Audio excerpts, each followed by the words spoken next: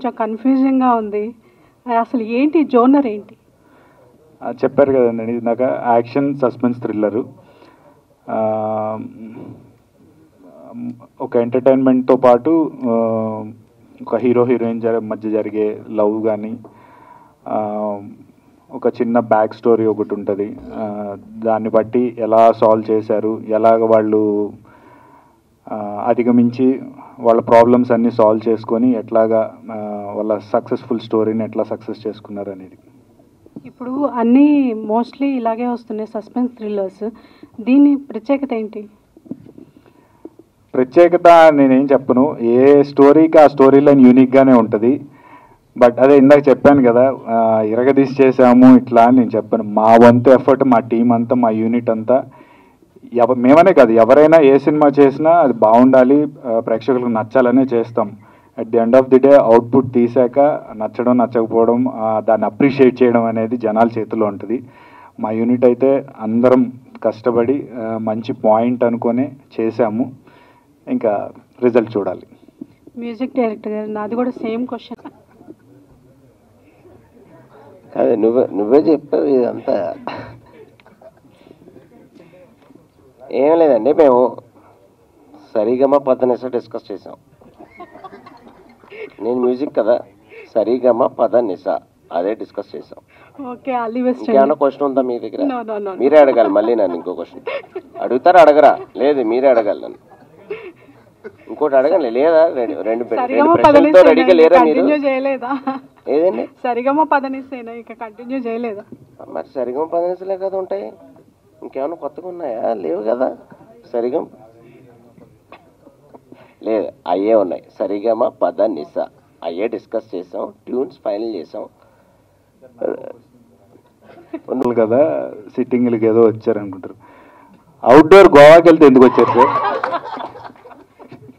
ఎందుకు వచ్చారంటే ఇందాక ఆయన స్పీచ్లోనే తెలిసిపోయింది కదా, ఆయన మీ గురించి మాట్లాడకుండా ఓన్లీ హీరోయిన్ గురించి మాట్లాడారు.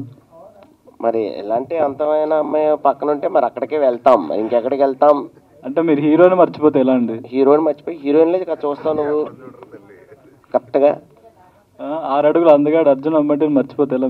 ఆల్వేస్ మనం స్క్రీన్ మీద చూసినప్పుడు ఎప్పుడు మనం హీరోయిన్లే చూస్తాం, ఇంకేమైనా చూస్తాం, హీరోయిన్లు ఏం చూడం. బిఫోర్ బిగ్ బాస్ మూవీ అనండి ఇది. యాజ్ ఇందాక చెప్పినట్టు ఒక ప్రొడ్యూసర్ ఆ మూవీ చేయడం కాదు, చేయడం ఆ బడ్జెట్ పెట్టుకొని చేసేస్తారు. దాన్ని రిలీజ్ చేయడం అంటే ఇప్పుడున్న కాలంలో, ఇప్పుడున్న జనరేషన్లో అది రిలీజ్ చేయడం అంటేనే వాళ్ళకి పెద్ద టాస్క్, చేయడం పెద్ద టాస్క్ కాదు. సో కొంచెం లేట్ అయినా సరే శివ గారు దీన్ని ఎలా అయినా బయటికి తీసుకురావాలనే ఇదితో మళ్ళీ ఆయన ఫినాన్షియల్గా కొంచెం అంతా బ్యాకప్ తీసుకొని ఇప్పుడు రిలీజ్ చేస్తున్నారు. డైరెక్టర్ శివ గారు పూరి జగన్నాథ్ శిష్యుడు అని చెప్తున్నారు కదా, ఆయన టేకింగ్లో ఏమన్నా మార్క్ కనిపించిందా పూరి జగన్నాథ్ గారిది? అంటే ఎవరు గురువు గారిలాగా సేమ్ అనుసరించాలని ఎవరు అనుకోరు కదా. ఎవరికి వాళ్ళు సొంతగా తన మార్క్ చేసుకొని సొంతగా వాళ్ళు పైకి రావాలని చూస్తారు. ఆయన మార్క్ కాదు కానీ ఆ సొంతగా పైకి వచ్చే టాలెంట్ ఉన్న వ్యక్తి అయితే ఆయన అని చెప్పగలుగుతాను. Hi Arjun, this is Rani.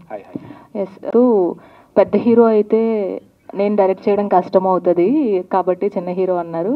But ఒక చిన్న విషయం ఏంటంటే బుల్లితెరలో ఆల్రెడీ ఆయన ప్రూవ్ చేసుకున్నారు. ఇప్పుడు పెద్ద వరకు కూడా ఛాన్స్ వచ్చిందంటే I think he's a wonderful actor. I want to note that point. And చాలా ప్రమోషన్స్కి చాలా తక్కువ టైం ఉంది. జూలై 11 కూడా ఒక టైం, అందులో చాలా పెద్ద సినిమాలు కూడా రిలీజ్ అవుతున్నాయి. సో మీ కాన్ఫిడెన్స్ ఏంటి ఈ సినిమా టైంకి? కాంపిటీషన్ ఎలా తట్టుకోగలుగుతారు అనుకుంటున్నారు?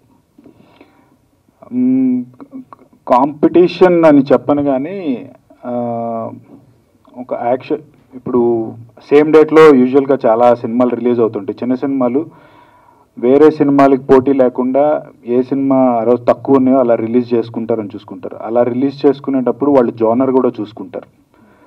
అంటే వేరేది కొంచెం లవ్ స్టోరీ అట్లా ఉన్నా, కొంచెం యాక్షన్ తక్కువ ఉన్నాయి కాబట్టి ఇది రిలీజ్ చేసుకుందాము, ఒకవేళ ఏ సెంటర్లో ఆడలేదంటే బీసీ సెంటర్స్లో ఆడుతుంది అనే అంటే అదొక స్ట్రాటజీ అనుకోండి, అలా కూడా రిలీజ్ చేసుకుంటారు. సో ఒక మంచి సస్పెన్స్ యాక్షన్ థ్రిల్లర్తో వస్తున్నాం కాబట్టి దానికి తోడు కొంచెం గ్లామర్ కూడా యాడ్ అయింది కాబట్టి గ్లామర్ కూడా యాడ్ అయింది కాబట్టి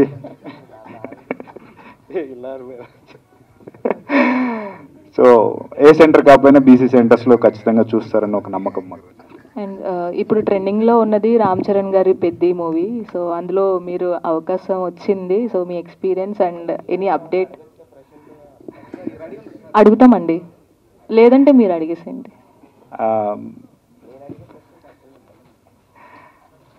అదైతే నేను నా లైఫ్ లాంగ్ మర్చిపోలేని విషయం ఇదైతే, పెద్దిలో ఛాన్స్ రావడం అనేది. బిగ్ బాస్ అప్పుడు బుచ్చిబాబు అన్న గారు అక్కడికి వచ్చి అనౌన్స్ చేసి, అది నిజంగా అప్పుడే నాకు సర్ప్రైజు.